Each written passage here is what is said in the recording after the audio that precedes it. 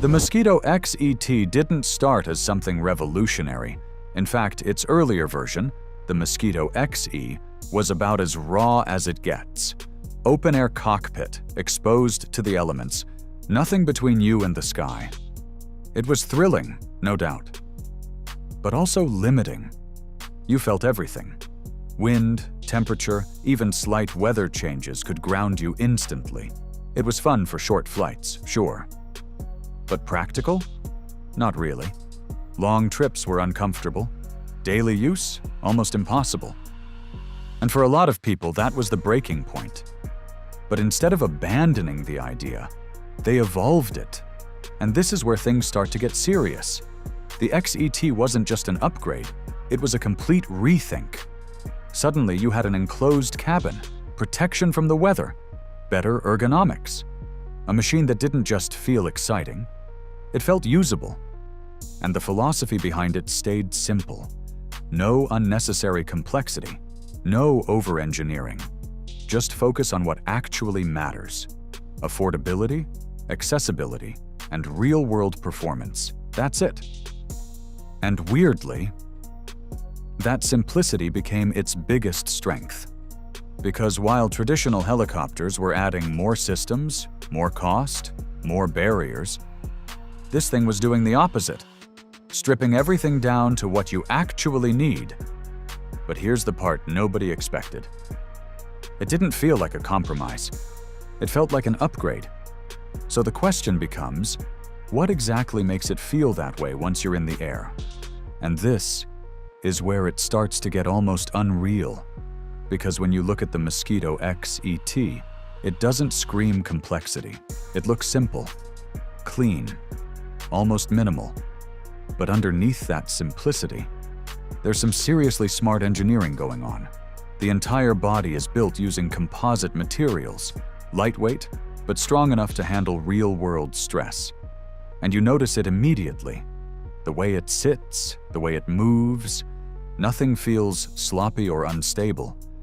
It's tight, balanced, like everything is working together instead of fighting itself.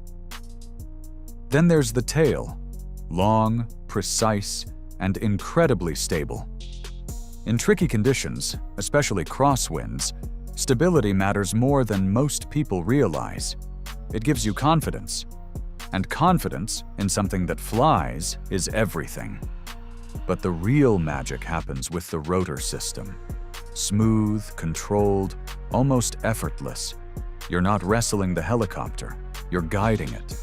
And for newer pilots, that changes everything. Because instead of feeling overwhelmed, you feel connected. And that enclosed cabin? It's not just comfort, it's consistent. No more guessing what the weather will do mid-flight. No more limitations that cut your journey short. It's the kind of design that doesn't try to impress you at first glance. But once you experience it, you realize something important. This machine isn't just built to fly, it's built to make flying feel natural. And that leads to the next big question. How does it actually perform? And this is where everything starts to click. Because the Mosquito XET doesn't just give you one way to fly, it gives you options. You can go with a piston engine, simple, efficient, reliable. Or you step into turbine territory, and suddenly everything feels different. More power, faster climbs, smoother response. It's not just flying anymore, it feels alive.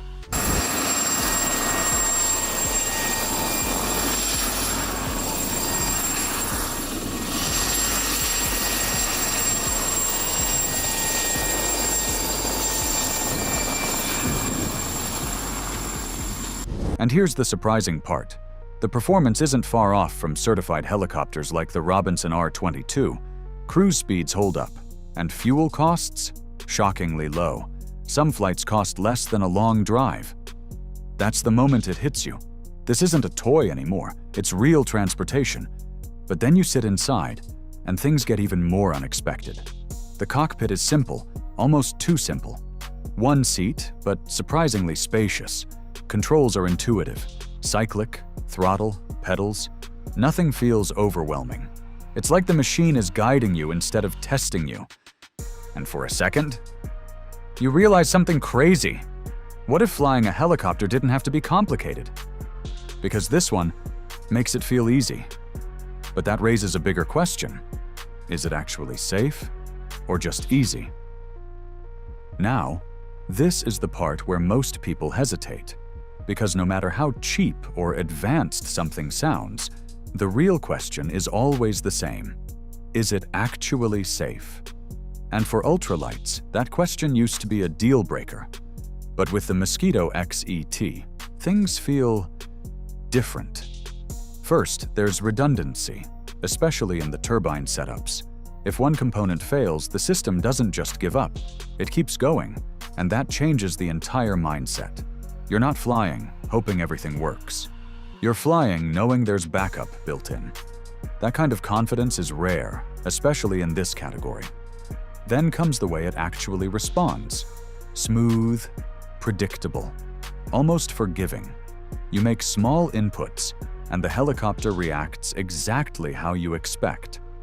No surprises, no sudden jerks. And that matters more than raw power, because control is what keeps you safe in the air. But it's not just the machine. It's the ecosystem around it.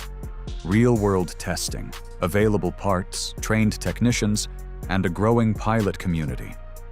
You're not alone in figuring things out. There's support, there's knowledge, there's experience backing you up. And suddenly, it stops feeling like a risky experiment. It starts feeling like a system you can trust. This isn't a gamble in the sky. It's engineered confidence.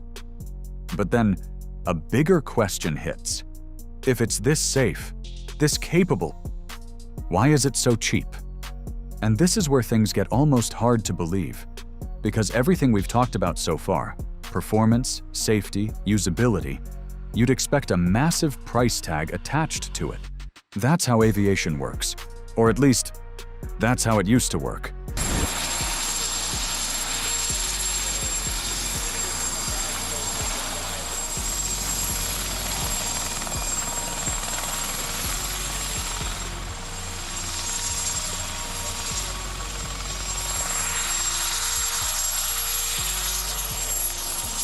The Mosquito XET flips that completely. Around $40,000 for a DIY build.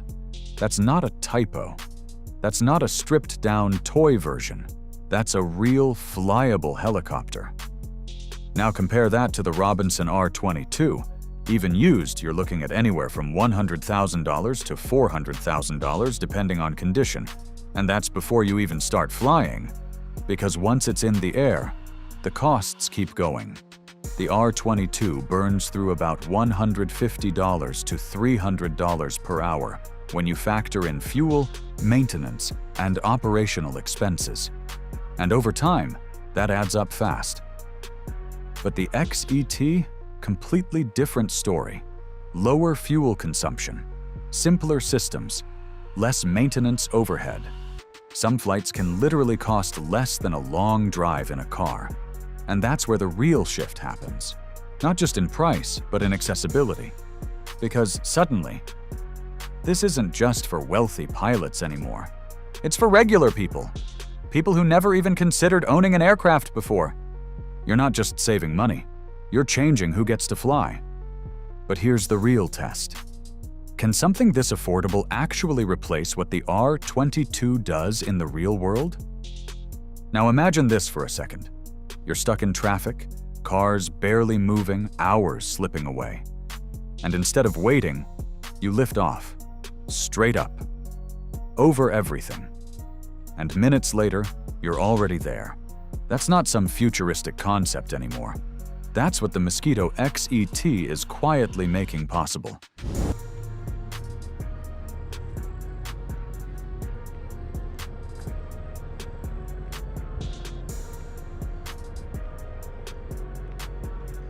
But it goes way beyond commuting. Think about remote properties. Ranches, vineyards, construction sites in the middle of nowhere.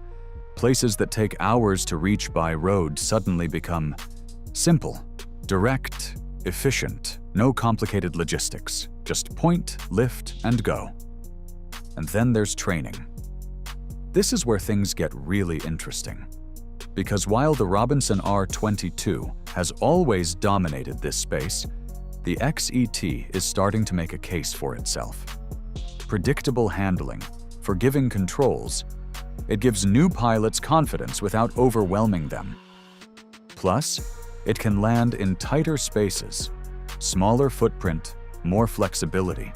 You're not limited to traditional infrastructure. You adapt to the environment instead of the other way around. And that's when it hits you. This isn't just flying for fun anymore. This is flying as a tool. This isn't just flying, it's freedom on demand. But if it can do all of this, what does that mean for the R22? Is it still the standard, or is it slowly being replaced?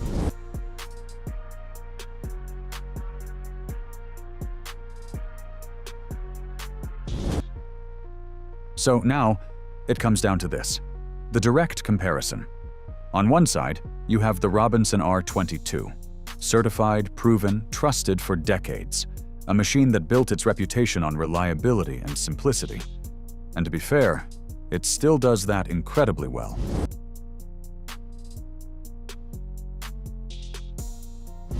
But on the other side, you have the Mosquito XET, and this is where things shift. Because it doesn't try to compete the same way, it changes the rules completely. The R22 feels tight, functional, built for training. The XET feels open, modern, and adaptable. Enclosed cabin, better comfort, more flexibility in how you use it. And then there's customization. You can build it, tweak it, make it yours. That's something traditional helicopters just don't offer.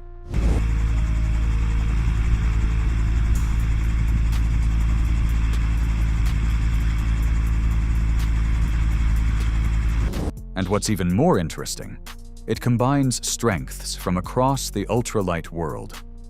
The power of turbine options, the practicality of enclosed design, the simplicity of intuitive controls. It's not just competing, it's evolving. But here's the key difference. The R22 is a specialist. The XET feels like an everyday machine, something you don't just train in, but actually use regularly.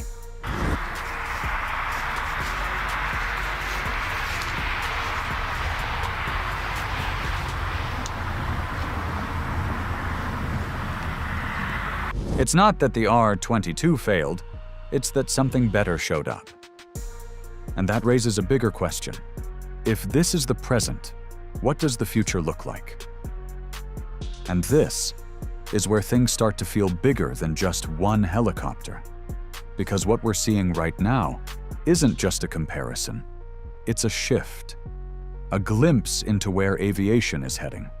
Cities are already exploring low-altitude air corridors.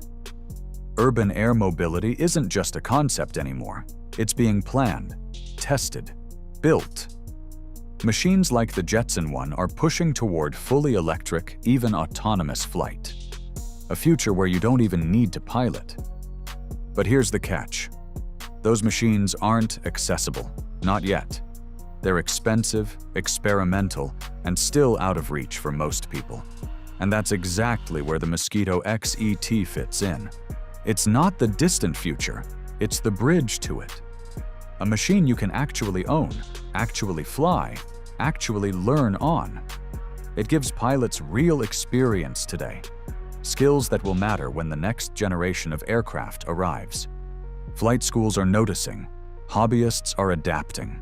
A whole new wave of pilots is forming, not around massive, expensive machines, but around something simpler, something accessible.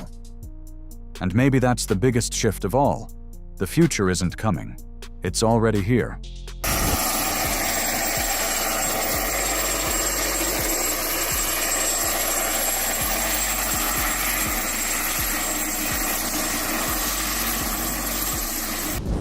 So now the real question is, are we watching the end of traditional helicopter ownership?